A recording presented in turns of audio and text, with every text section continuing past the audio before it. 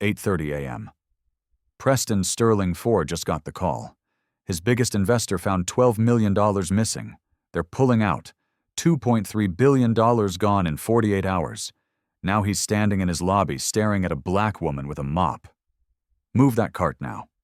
I'm so sorry, sir. Sorry. You're blocking my elevator with your filthy water while I'm about to lose billions. Do you understand what billions means? No, of course you don't. People like you never will. He bends down, grabs her bucket. Let me show you where trash belongs. The water hits her head, cascades down her face, her neck, soak everything. She doesn't move, doesn't cry, just stand there dripping. Clean it up. That's what you're for. He has no idea who she really is. And by the time he finds out, it'll be too late. 6 hours earlier, the Honda Civic pulls into the underground garage at 6:02 a.m. Keisha Reynolds kills the engine, sits for a moment in the dark. The concrete smell is sharp, cold. She can hear water dripping somewhere in the distance. She pops the trunk, pulls out her cleaning uniform, navy blue, worn at the elbows. It smells like industrial detergent. The basement locker room is empty. Fluorescent lights hum overhead. Keisha changes quickly, hangs her blazer on the hook inside her locker. Behind the blazer, hidden under a stack of cleaning rags, sits a leather folder. The tab reads, Sterling Financial Evidence. She doesn't open it. Not yet. On the top shelf, 3 textbooks: Executive MBA Program, Financial Fraud Detection, Corporate Law. A tablet tucked between them shows stock analysis, offshore account patterns, transaction histories going back 6 months. Rosa walks in. Older Latina woman, kind eyes, 20 years working in this building. You're early again, Rosa says. Still doing that night school thing? Keisha smiles. Almost done? Just finishing up my research project. What kind of project needs you here at 6 a.m.? The thorough kind. Rosa laughs. Doesn't push. That's why Keisha likes her. At the same time, 3 floors up and 10 blocks away, Preston Sterling IV is having breakfast in his penthouse apartment. Scrambled eggs, imported coffee. The Wall Street Journal spread across marble countertops. His phone rings. 8:04 a.m. The screen says, Jonathan Wu, lead investor. Preston's stomach tightens. Wu never calls this early, never calls at all. He emails through assistants. Jonathan, good morning. We found something, Preston. Wu's voice is ice. 12 million in offshore accounts. Not in any report you've given us. Not in any filing with the SEC. Want to explain? The coffee tastes like metal. Now there must be some mistake. Let me check with my accountant. We've already checked with our forensic team. It's there, hidden, deliberate. And if we found it, the regulators will too. Preston stands, walks to the window. His reflection stares back. 43 years old, 3rd-generation wealth. This company is his name. Jonathan, I can explain everything. Just give me until you have 48 hours to provide documentation, or we pull everything. 2.3 billion. Gone. The line goes dead. Preston's hand shakes. He sets the phone down, picks it up, calls his accountant. No answer. Calls his lawyer. Voicemail. Calls his head of compliance. Sir. The voice sounds nervous. The SEC sent a request yesterday. They want all our quarterly reports going back 3 years. The audit is scheduled for today, 2 p.m. Today, 2 p.m. Preston looks at his Rolex, 8:17 a.m. He has 6 hours. By 8:30, Preston is in his car. Black Mercedes, leather seats, but it feels like a cage. His phone won't stop ringing. Board members, investors, his PR director. He ignores them all. The pressure builds behind his eyes. His tie is too tight. The morning traffic isn't moving. He can see the Sterling Financial Tower ahead. 47 stories of glass and steel. His grandfather built it in 1952. His father expanded it. Now it's his, and it's about to collapse. Another call. The board chairman. Preston, we need to talk. 9 a.m. conference room. This better have an answer. Click. Preston grips the steering wheel. His knuckles go white. Everything he's built, everything his family represents, about to be destroyed by some accountant's audit, some regulator's investigation. He needs to feel in control again, needs to assert power over something. The car pulls up to the tower, 8:45 a.m. Preston gets out, straightens his tie. His jaw is clenched so tight it aches. He pushes through the revolving doors. Inside, Keisha is working. She's been here since 6:30, mopping the main lobby. The marble floors shine under the morning light, streaming through floor-to-ceiling windows. Her cart sits near the VIP elevator bank. Yellow plastic wheels squeak slightly. The mop bucket is full. Gray water. Soap suds floating on top. She's wearing earbuds. Classical music. Vivaldi. It helps her think. She doesn't see Preston coming, doesn't hear his shoes hitting the marble, doesn't notice his face, red, furious, looking for something. Someone, anyone to blame. Their worlds are about to collide, and neither of them will ever be the same. 8:47 a.m. Preston Sterling 4 storms into the lobby. His phone is pressed to his ear. He's still arguing with someone. His face is the color of rage. I don't care what the report says. Make it disappear. That's what I pay you for. He hangs up, shoves the phone in his pocket. Then he sees it. The yellow cleaning cart sitting right in front of the VIP elevator. His elevator. The one reserved for executives, for people who matter. And behind the cart, a woman, black, 30s, mopping the floor, wearing a cheap uniform with the building's logo. She has earbuds in. She's humming along to something, completely unaware. Preston's jaw clenches. Of course. The universe is testing him today. He walks straight toward her. His shoes click loud against marble. She doesn't turn, doesn't notice. Move. His voice echoes across the lobby. She doesn't hear. The music is too loud. Preston reaches out, rips the earbuds from her ears. The white cord dangles from his fist. Keisha spins around. Her eyes go wide. I'm so sorry, sir. I didn't hear you. Let me just move the cart. Do you have any idea what kind of morning I'm having? She blinks. Sir, billions. I'm about to lose billions of dollars, and you're standing here with your dirty water blocking my path.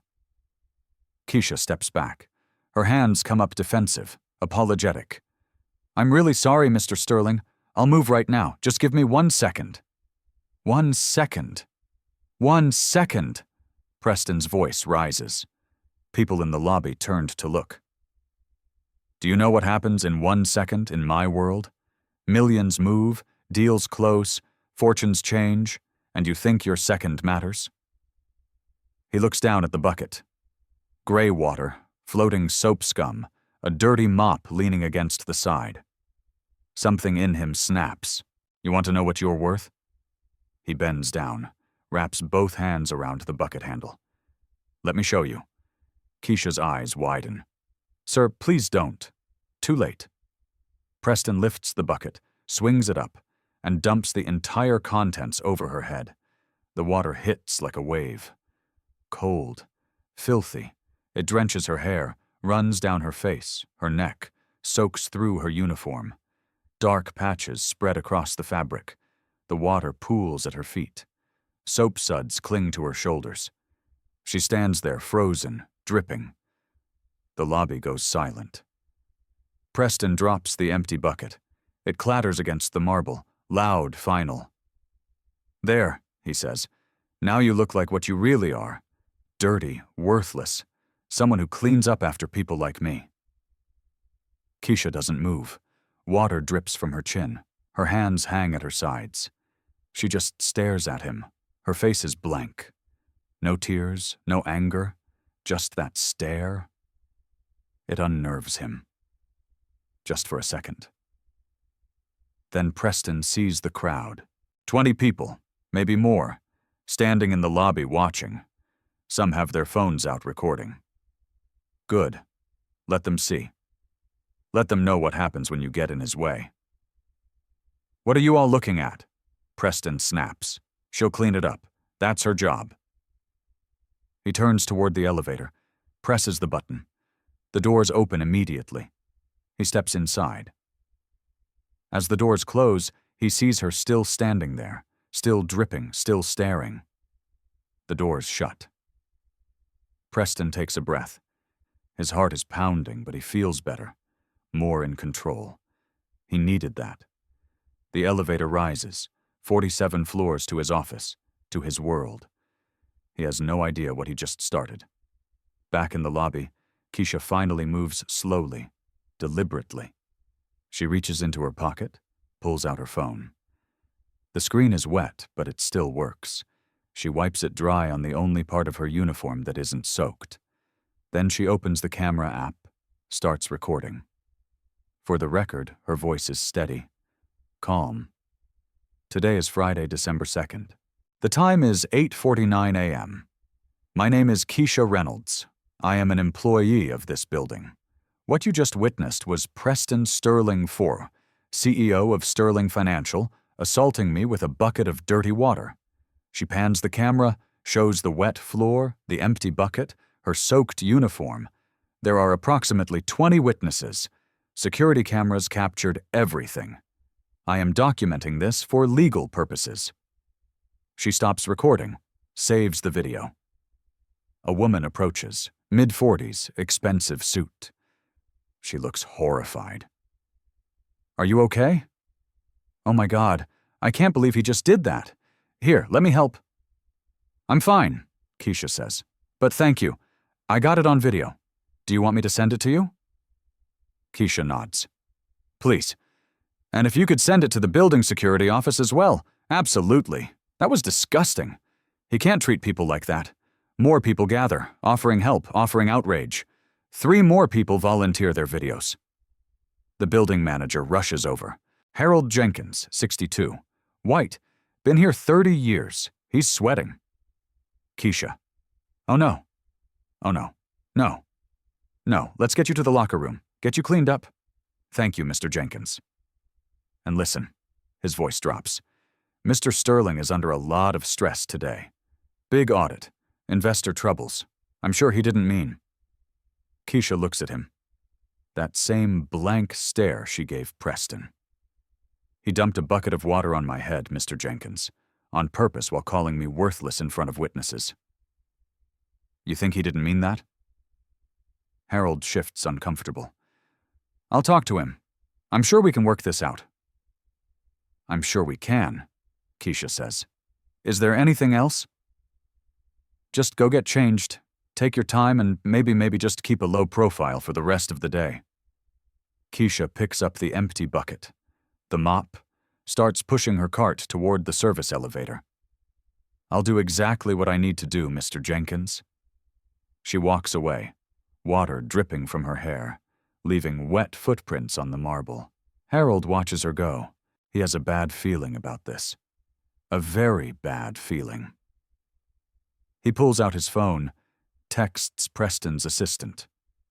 We might have a problem. In the basement locker room, Keisha strips off her soaked uniform, hangs it in her locker. She stands there in her undershirt and pants. Water still drips from her hair. She's not crying, not shaking. Her breathing is steady. She opens her locker, pulls out a towel, dries her face, her neck, her arms. Then she reaches behind the stack of cleaning supplies, pulls out the leather folder, opens it. Inside 6 months of documentation, photos of financial records, printed emails, transaction logs, a USB drive containing recorded phone calls, and a business card. Plain, white, black text. Keisha Summers Reynolds, ESQ, Civil Rights Attorney, New York State Bar. She pulls out her personal phone, the one she doesn't use for work, sends a text to an unsaved number. It happened even better than expected. He assaulted me on camera. Multiple witnesses moving to phase 2. The response comes 30 seconds later. Standing by. Ag is ready when you are. Keisha closes the folder, puts it back, pulls out a spare uniform from her locker, gets dressed. She checks her work phone already. 3 text messages from unknown numbers. I saw what happened. I got video. Let me know if you need it. That was horrible. Are you pressing charges? Everyone's talking about it. It's already on Twitter. Keisha opens Twitter, searches for Sterling Financial. The first post is from 11 minutes ago. A video, shaky phone footage, shows Preston dumping the water, shows Keisha standing there dripping. The caption, CEO of Sterling Financial publicly humiliates black cleaning woman. This is corporate America. 300 retweets already, 500 likes. The numbers are climbing. Keisha screenshots it, saves it to her evidence folder. Then she goes back upstairs, back to work. She has a floor to finish mopping and a case to close. By 9:15 a.m., the video has 15,000 views. By 9:30, it's 50,000. By 10 a.m., it's viral. 200,000 people have watched Preston Sterling 4 dump dirty water on a black woman's head. The comments are brutal. This is racism, plain and simple. Fire him now. I'm calling every investor in that company. This is why we need better laws. But some defend him. We don't know the full context. Maybe she was rude to him first. People are so sensitive these days. The debate rages. The video spreads. News outlets start picking it up. And upstairs on the 47th floor, Preston Sterling IV is in a meeting with his board trying to explain where $12 million went. He has no idea his face is all over the internet. Not yet. 9A Kokuotem, conference room 47th floor. Preston sits at the head of the table. 12 board members stare at him. The room smells like expensive cologne and suspicion. Arthur Hayes, the lead counsel, has papers spread in front of him. Numbers, accounts, evidence. Preston, we need an explanation. $12 million in offshore accounts, not disclosed, not reported. The SEC is asking questions. Preston loosens his tie. The air conditioning is on, but he's sweating. It's a tax strategy, completely legal. My accountants can explain. Your accountants aren't returning our calls, Arthur says. A woman speaks up. Eleanor Vance, board member for 8 years. She's holding her phone. Preston, there's something else. Have you seen this? She turns her phone around. The video plays. Preston grabbing the bucket, water pouring over Keisha's head, his voice. Now you look like what you really are. The room goes quiet. Preston's face flushes. That was a misunderstanding. She was blocking the elevator. I was having a difficult morning. A difficult morning? Eleanor's voice is ice. You assaulted an employee on camera.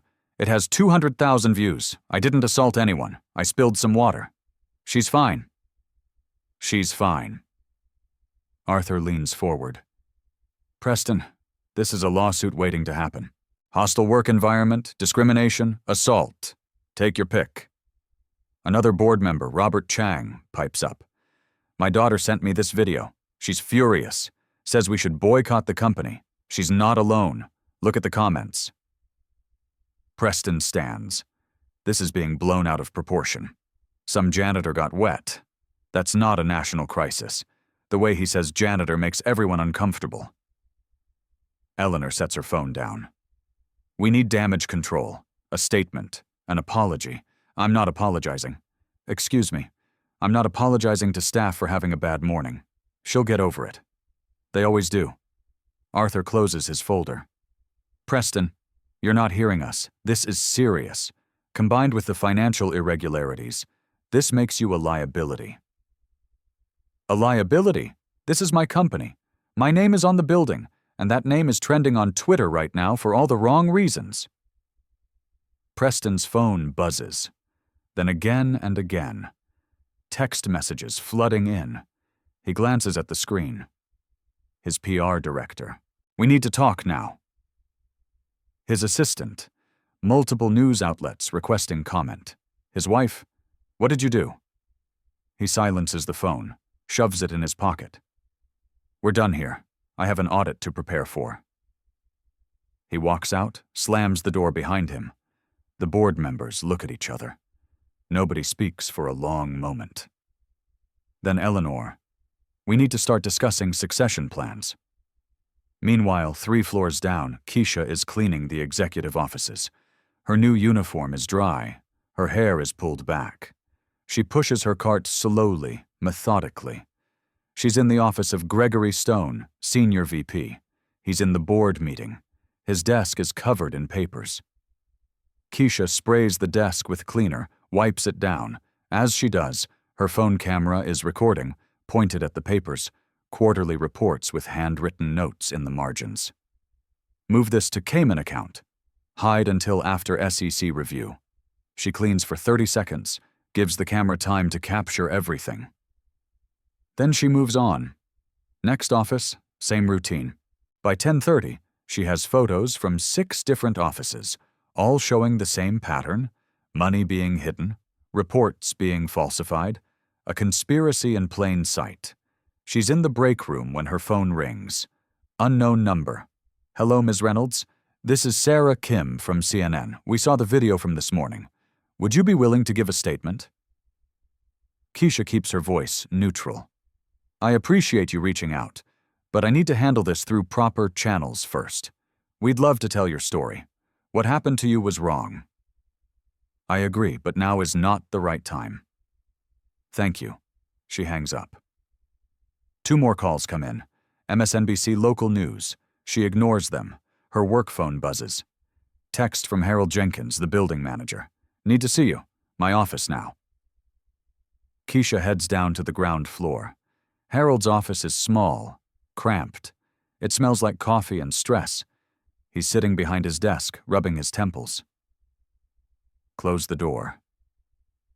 Keisha does. I'm getting calls, Harold says, from reporters, from lawyers, from people in the building. Everyone wants to talk about what happened this morning. I imagine they do. Mr. Sterling called me. He wants you terminated, effective immediately. Keisha doesn't react. Just waits. But I can't do that, Harold continues. Not without proper documentation. Not with that video everywhere. It would look like retaliation. It would be retaliation. Harold sighs. Look, between you and me, what he did was wrong. I know that. You know that. But he's the CEO. He has lawyers, resources. If you push this, it's going to get ugly. It's already ugly, Mr. Jenkins. I'm trying to help you here. Take a week off, paid, let things cool down, then we can figure out next steps. Keisha tilts her head. Are you asking me to leave or telling me? I'm suggesting it might be in your best interest. I appreciate the suggestion, but I'd like to finish my shift. Harold's jaw tightens. He's not going to like that. Ooh, that's not my problem, Mr. Jenkins. She stands, walks to the door. Keisha, Harold's voice stops her. Be careful. Men like Preston don't lose gracefully. She looks back at him. Neither do women like me. By noon, the video has 1 million views. News outlets are running stories. CEO caught on camera humiliating employee. Sterling Financial under fire after viral video. Preston's PR team issues a statement. Mr. Sterling regrets any misunderstanding from this morning's incident. He was under significant stress and reacted inappropriately. He values all employees and is committed to a respectful workplace. The internet isn't buying it. Regrets any misunderstanding. He dumped water on her head. This isn't an apology. It's damage control. He should be arrested. At 1:06 p.m., Keisha is back on the executive floor. She's cleaning the windows in the hallway outside the main conference room. The audit is happening inside. Federal regulators, accountants, lawyers. She can't hear everything, but she catches pieces. These numbers don't match your filed reports. We need documentation for these transfers. Mr. Sterling, where is this money? Preston's voice rises. Defensive, angry. Keisha keeps cleaning. The glass squeaks under her cloth. At 1:30, the conference room door opens. Preston storms out. His face is red. His tie is loose. He's on his phone. I don't care what it costs. Make this audit go away. Call whoever you need to call. He nearly walks into Keisha. She's standing there with her spray bottle. Preston stops, stares at her. You're still here? Yes, sir. Just doing my job. Your job? He laughs, bitter. You should have been fired hours ago. Mr. Jenkins said I could finish my shift. Harold doesn't make those decisions. I do. People are watching now. Other executives in the hallway, assistants, a security guard at the end of the hall. Preston steps closer. Too close. Keisha can smell his cologne. Expensive. Overpowering. Let me make this very clear. His voice is low. Threatening. You need to leave now before things get worse for you. Are you threatening me, Mr. Sterling? I'm giving you advice. Giving you people who cross me don't do well in this city. I have friends, connections, one phone call, and you'll never work anywhere decent again. Keisha meets his eyes. Doesn't blink. Is that all, sir? Preston's hand shoots out, grabs her arm. His fingers dig in hard. Listen to me, Mr. Sterling. A new voice. The security guard. Darnell Washington. He's walking toward them. Sir, I need you to let her go. Preston releases her arm. Keisha steps back. There are red marks where his fingers were. She was blocking the hallway, Preston says. Darnell looks at Keisha. You okay, ma'am? I'm fine. Thank you, Darnell. Preston points at both of them. You're both done. Fired. Get out of my building. You can't fire security, sir, Darnell says quietly. We're contracted through an outside company. Then I'll terminate the contract. Darnell nods, pulls out his radio. This is Washington on 47. I need a supervisor and a witness. Executive assault situation. Preston's eyes widen. Assault? I didn't assault anyone. You grabbed her arm, sir. That's physical contact without consent. That's assault. Other people are filming now. Phones out. Recording. Preston realizes his mistake. He's done it again in front of witnesses on camera. He straightens his tie, tries to compose himself. This is ridiculous. Everyone back to work. He walks away fast. His shoes click against the tile. Darnell turns to Keisha. You need to report this officially. I will. Thank you, Darnell. I've worked here for 12 years. Never seen him like this. Man's losing it. Keisha rubs her arm.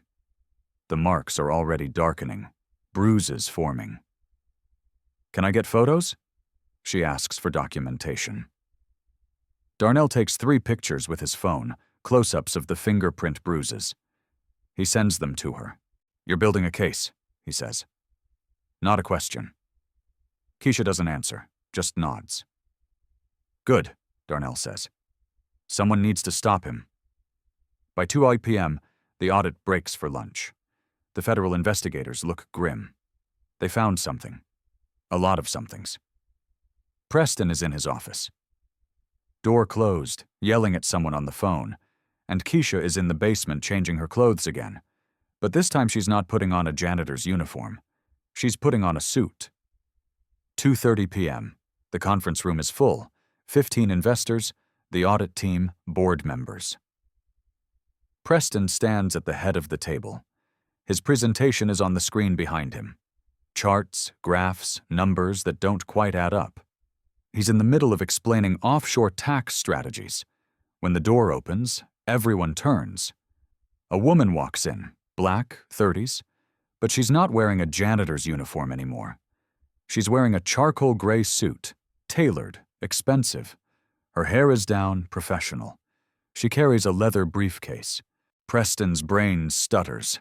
He knows that face, but the context is all wrong. Security, he says. Get her out of here now. The woman doesn't stop walking. She moves to the center of the room, sets her briefcase on the table. Behind her, 3 more people enter. A man in a dark suit, federal badge on his belt, 2 NYPD officers in uniform, and then another man, older, distinguished. Preston recognizes him from the news. Thomas Wright, Attorney General of New York State. The room freezes. Keisha speaks. Her voice is different now. Confident, authoritative, the voice of someone used to be in courtrooms. Good afternoon, gentlemen. I apologize for the interruption, but this won't take long. Preston's face goes pale, then red. What the hell is this? Mr. Preston Sterling IV. Keisha opens her briefcase, pulls out a folder. My name is Keisha Summers Reynolds.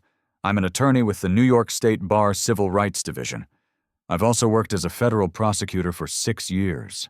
She slides a business card across the table. It lands in front of Preston Keisha Summers Reynolds, SQ. Civil rights attorney, J.D. Collier Law School. Former assistant U.S. attorney, SDNY Preston picks it up. His hand is shaking. For the past 6 months, Keisha continues, I have been working undercover in this building as part of a joint investigation by the Attorney General's office and the FBI. Eleanor Vance, the board member, leans forward. Investigating what? Initially, workplace discrimination. Multiple complaints were filed over the past 3 years. Hostile work environment, racial harassment, sexual misconduct. None were properly investigated. She pulls out another document, sets it on the table. But as I gathered evidence on the discrimination charges, I discovered something else. Financial fraud on a massive scale. The Attorney General steps forward. Mr. Sterling, we have documentation of $12 million in fraudulent transactions, offshore accounts used to hide money from investors and regulators, falsified quarterly reports, tax evasion, securities fraud. Preston stands. This is entrapment. You can't entrapment. Keisha's voice is sharp.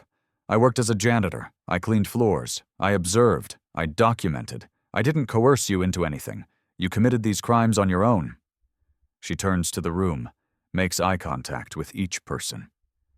This morning, Mr. Sterling dumped a bucket of dirty water on my head in front of witnesses while calling me worthless. He did this because he was angry about losing money, because he needed to feel powerful. She rolls up her sleeve, shows her arm. The bruises are dark purple now, fingerprint-shaped. An hour ago, he physically assaulted me, grabbed my arm, threatened my livelihood. Again, in front of witnesses, again on camera. She looks directly at Preston. You had every opportunity to treat people with dignity. Instead, you showed us exactly who you are. Preston's lawyer, Arthur Hayes, speaks up. Miss Reynolds, this is highly irregular, if you have charges to file. Oh, we're filing charges. The Attorney General nods to the federal agent. Mr. Sterling, you're under arrest. The room erupts, people standing, talking over each other, phones coming out. Preston backs away. You can't do this. Do you know who I am? Who my family is? That's exactly why we're doing this, the Attorney General says. Because you thought your name put you above the law. The officers moved toward Preston. One of them has handcuffs out. Everything you did today, Keisha says, the water, the threats, the assault, that was just confirmation. But the real crimes, those were already documented. 6 months of evidence, recordings, photos, financial records, testimony from 47 employees. She opens another folder, spreads documents across the table, bank statements, emails with offshore account numbers, photos of falsified reports, a USB drive, the bucket of water this morning. Keisha's voice is quiet now. Deadly. That video has 3 million views. Your face is everywhere, the symbol of corporate racism and corruption. Preston's legs seem to give out. He sits down hard in his chair. One of the investors stands. Jonathan Wu, the man who called this morning. I'm pulling my funds, effective immediately. Another investor. Same, we're done here. A third. I want nothing to do with this company. Eleanor Vance looks at Preston. There's no sympathy in her eyes. The board will be voting to remove you as CEO today. You're done, Preston. The officers reach Preston. Sir, please stand. Put your hands behind your back." Preston doesn't move. He's staring at Keisha, finally understanding. "You planned this, all of it?" "No." Keisha says, "You planned it. Every crime, every act of cruelty, every time you thought you were untouchable. I just made sure someone was watching when you proved it." The handcuffs click into place. Cold metal around Preston's wrists. "Preston Sterling 4. You're under arrest for securities fraud, money laundering, tax evasion, assault, and civil rights violations. You have the right to remain silent." The officer reads him his Miranda rights, but Preston isn't listening. He's still staring at Keisha. She picks up her briefcase, closes it with a sharp snap. "Oh, and Mr. Sterling, about that important job you mentioned this morning, taking down people like you. That's the most important job there is." She walks toward the door, stops, looks back. Enjoy the perp walk. The news crews are waiting downstairs. Then she's gone. The officers lead Preston out. His expensive suit, his Rolex watch, his last name. None of it matters now. The man who owned a building can't even own his freedom. The perp walk happens at 2:47 p. And Preston Sterling 4 is led through the executive floor, handcuffs behind his back, 2 officers flanking him. His expensive suit is wrinkled now. His tie hangs loose. Employees line the hallway. They've heard the news. They watch in silence. No one looks away. Preston keeps his head down, tries to hide his face, but there's nowhere to hide. Not anymore. They reach the elevator. The VIP elevator, his elevator. The doors open. The officers guide him inside. As the doors close, Preston sees Rosa, the older cleaning woman. She's standing there with her cart, the same kind of cart Keisha used. Rosa meets his eyes, doesn't say a word. The elevator descends. 47 floors of shame. When the doors open on the ground level, the lobby explodes with noise. Camera flashes, shouting reporters, a crowd pressed against the glass windows outside. "Mr. Sterling, do you have a statement? Did you assault that woman? Where's the $12 million? Preston says nothing. The officers push through the crowd, through the revolving doors. Outside, the afternoon sun is blinding. There are hundreds of people out here. News vans, protesters holding signs, "Justice for Keisha." Jail racist CEOs. The crowd erupts when they see him. Boos, jeers. Someone throws wadded paper. It bounces off his shoulder. The police car waits at the curb, black and white. Lights flashing. An officer puts his hand on Preston's head, guides him into the back seat. The door slams shut. The car pulls away. Siren wailing. Preston closes his eyes. This morning he owned a billion-dollar company. Now he's in handcuffs, all because of a bucket of water. Inside the building, chaos spreads like fire. The board calls an emergency meeting. 3:02 p.m. Eleanor Vance chairs it. We need to distance ourselves immediately. I move to remove Preston Sterling as CEO, effective now. Second, someone says, "All in favor." 12 hands go up. Unanimous. He's out. Arthur Hayes pulls up his phone. Shows the screen. Sterling Financial stock down 41% in 2 hours. Trading halted twice. How much have we lost? 4.2 billion and counting. The room goes quiet. Everyone's phones start ringing. Investors pulling out. Partners canceling contracts. The company is imploding in real time. By 4:00 p.m., Keisha stands on the building steps. The Attorney General beside her. A podium set up. Microphones cluster like flowers. News cameras point at her. "My name is Keisha Summers Reynolds. I'm a civil rights attorney. For 6 months, I worked undercover as part of an investigation into discrimination and financial fraud." Camera shutters click. Reporters scribble notes. What you saw this morning wasn't isolated. 47 employees have similar stories. And beyond discrimination, we uncovered massive financial crimes. $12 million hidden from investors. Falsified reports. Tax evasion. Someone shouts a question. Why go undercover? Because people like Preston Sterling are careful. They hide their racism behind closed doors. Going undercover was the only way to see the truth. Another reporter. Was this entrapment? I didn't force him to dump water on my head. I didn't force him to hide $12 million.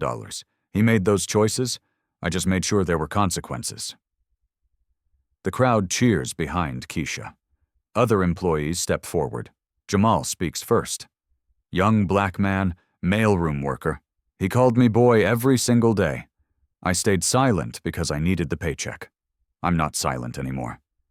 Elena next, the receptionist. He made comments about my body, made me feel unsafe. HR told me I was overreacting. Thank you, Keisha. Darnell, the security guard. I watched him mistreat people for years. I was scared of losing my job. I'm ashamed I didn't act sooner. One by one, they speak. The cameras capture everything. By 5 p.m., Preston is in a holding cell. His lawyer arrives. Don't say anything to anyone, but it's too late. Preston gave an interview. It airs at 6:20 p.m. Preston's face fills the screen. He looks tired, defeated. I was under tremendous stress. I made a mistake. The interviewer pushes back. You called her worthless. I was having the worst day of my life. So racism is okay when you're stressed. I'm not racist. I have black friends. The interview ends. The internet explodes. He learned nothing, not even a real apology.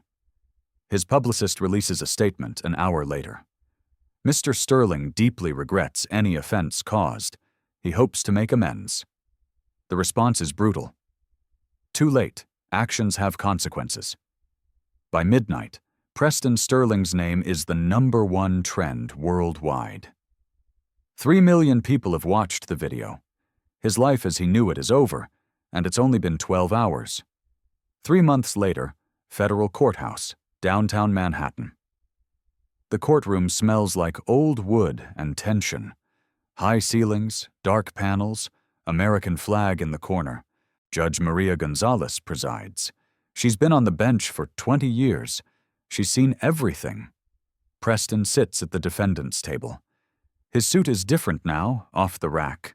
His lawyers couldn't afford to keep working for him. Most of his assets are frozen. The prosecution table is crowded.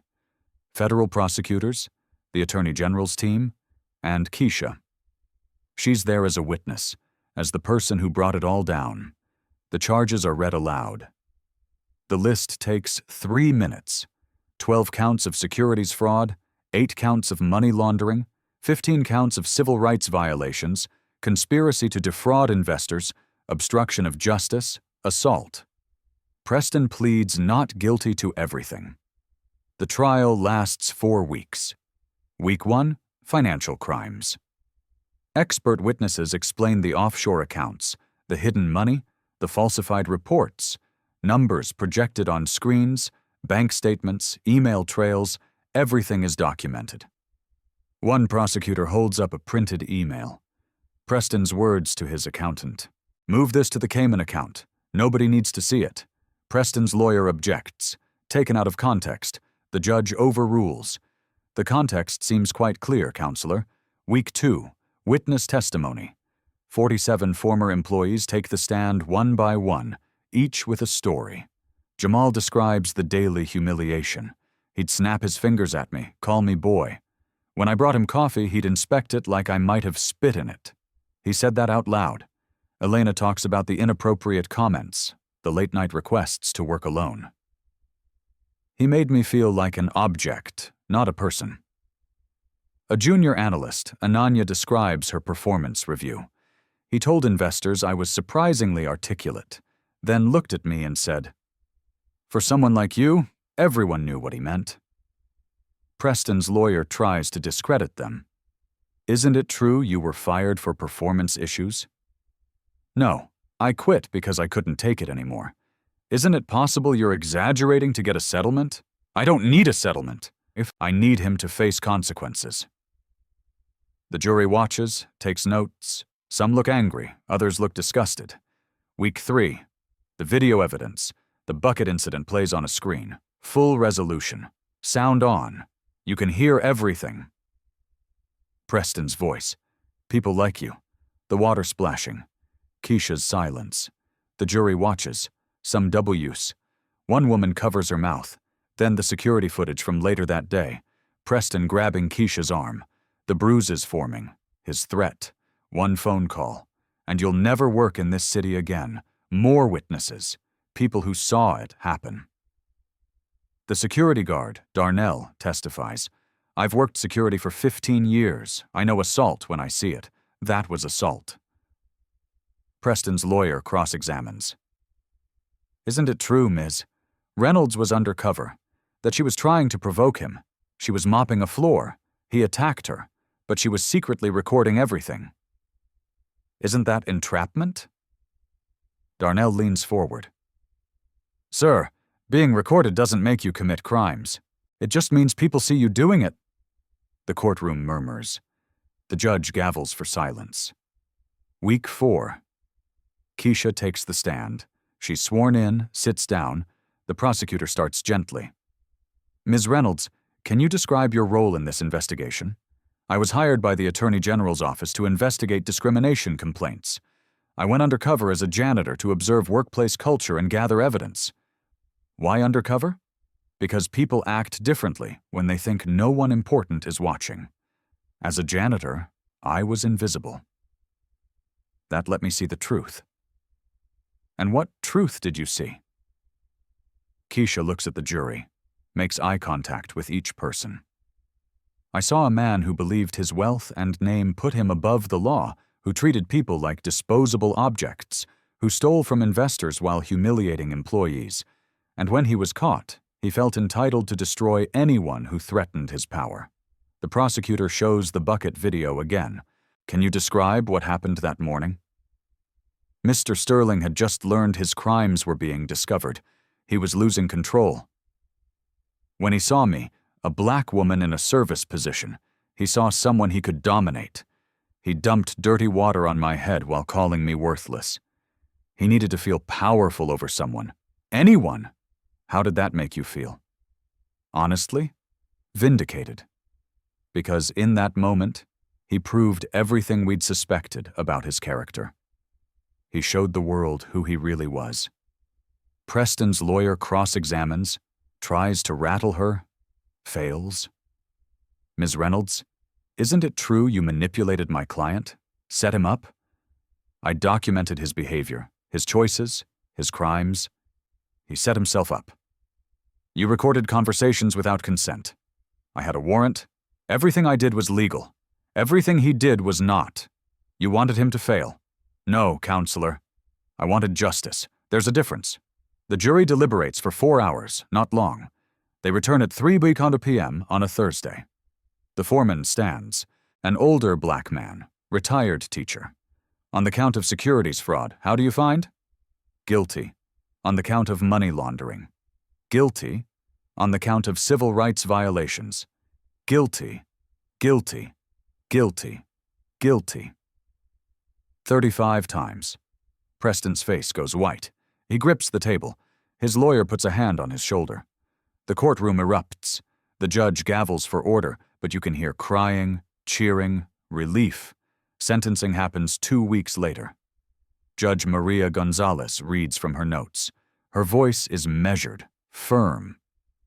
Mr. Sterling, you were given every advantage in life, wealth, education, opportunity. You used those advantages not to lift others, but to crush them. You stole from investors who trusted you. You tormented employees who depended on you. And when confronted, you showed no remorse, only entitlement. She pauses, looks directly at him. This court finds that you betrayed the public trust in the most egregious way. You believed your name made you untouchable. Today, we will prove you wrong. She announces the sentence. 15 years in federal prison, no possibility of parole for 10 years, $50 million in fines, permanent ban from the securities industry. You will serve your time at FCI Otisville. Preston stands, tries to speak. No words come. The bailiff leads him away, Back to handcuffs, back to a cell. The civil lawsuits settle quickly after that.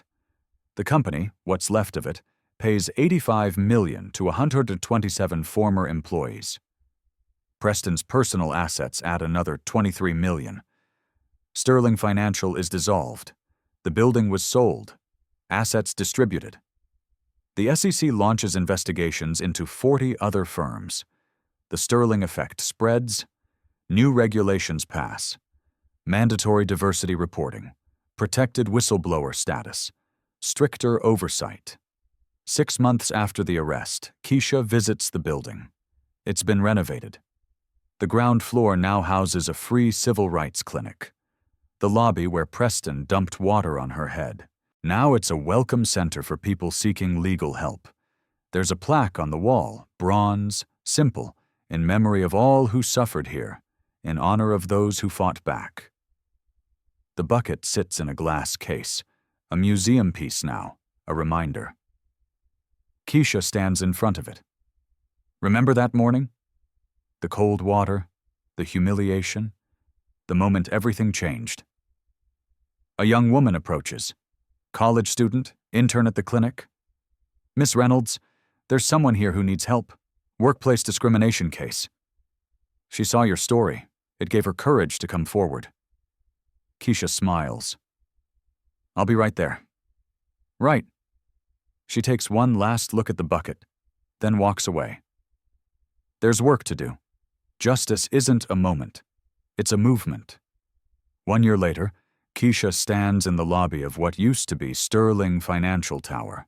Sunlight streams through the windows, but everything else is different now. The cold marble has been replaced with warm wood. The corporate logos are gone. In their place, a sign, Metropolitan Civil Rights Legal Center. Free services for all. Keisha is here for the anniversary event. 1 year since the arrest. 1 year since everything changed. She walks to the spot, the exact place where Preston dumped that bucket, where her life could have gone so differently. She pauses, remembers. A reporter approaches. Young woman, microphone in hand. Ms. Reynolds, can I ask you a question? A lot of people say you went too far, that the undercover operation was deceptive. What do you say to them? Keisha smiles. She's heard this before. I say this.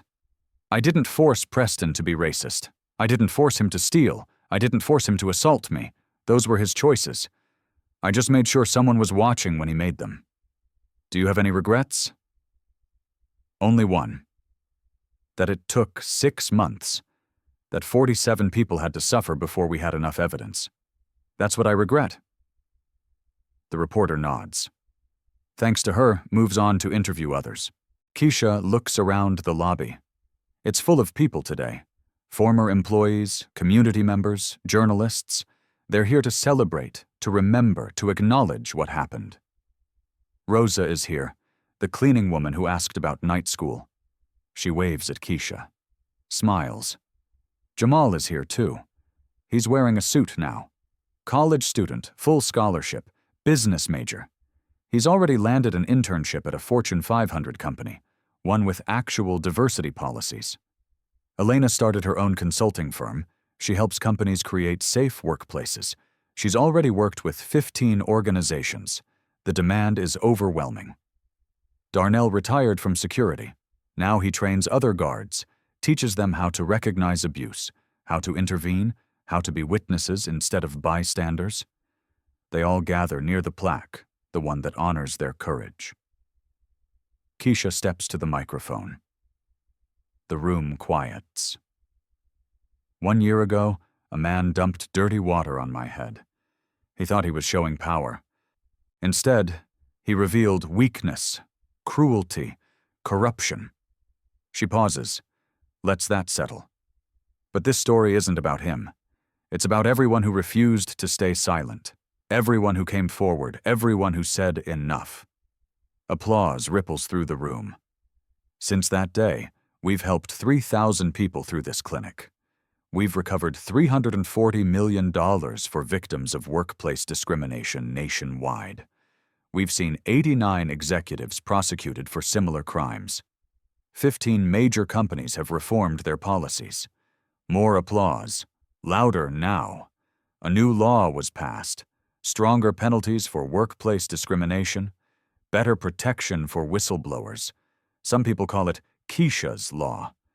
But it belongs to all of us. Everyone who fought for it. She looks at the faces in the crowd.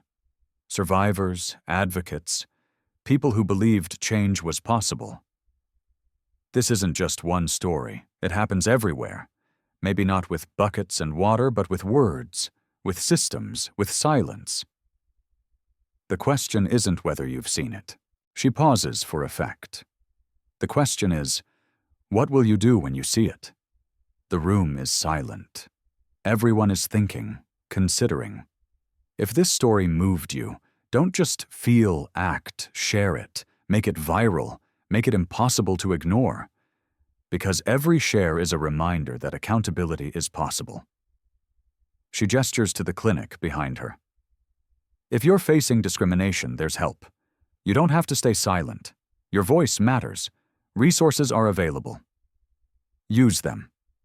Use CH, a screen behind her lights up. Shows hotline numbers, legal aid websites, support organizations. And if you believe in justice, if you believe in accountability, let people know. Comment, subscribe, follow, because we have more stories to tell, more battles to win. Keisha steps back from the microphone, but then she stops. One more thing. Some people say Preston deserved a second chance, that everyone makes mistakes, that his life was destroyed over one bad day. She lets that hang in the air. So here's my question for you. When someone shows you who they really are repeatedly, publicly, proudly, when they hurt people without remorse, when they steal without shame, when they abuse power without consequence. She looks directly at the camera. How many chances did they already waste? The room erupts. Some applaud, some nod, some pull out phones to comment. The debate begins immediately.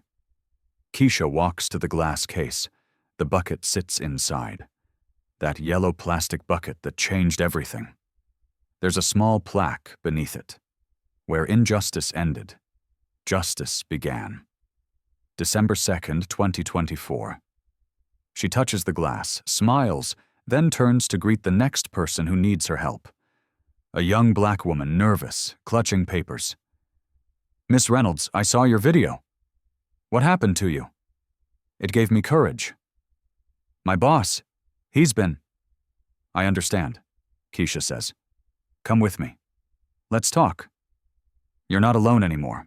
They walk together toward the clinic offices, past the bucket, past the plaque, into a future where silence isn't the only option. The camera holds on the bucket, then slowly pans up to the windows, to the sky, to possibility. Text appears on screen. Justice is not a moment, it's a movement. Accountability matters. For justice served for help with workplace discrimination. eaok.gov 1-800-669-4000. The screen fades to black, then one final message. Next story. Racist Karen called cops on black doctor. His response changed everything. Subscribe. The fight continues. The story you heard today wasn't cleaned up. It was told exactly as it happened. At Black Voices Uncut, we believe that's the only way truth can live. If you felt something, hit like, comment, and your reaction, and subscribe. Every week, we bring you voices that refuse to be silenced.